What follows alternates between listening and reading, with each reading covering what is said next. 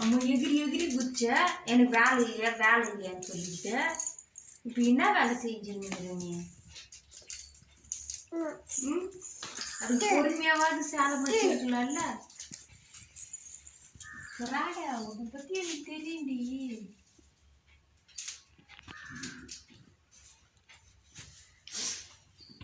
என்ன வேலை பண்ணிக்கிறீங்க ரெண்டு பேரும்?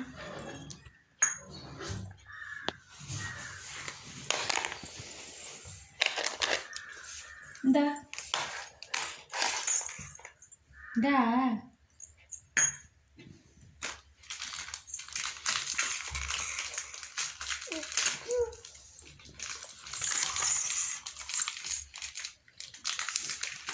கிடையாது போ.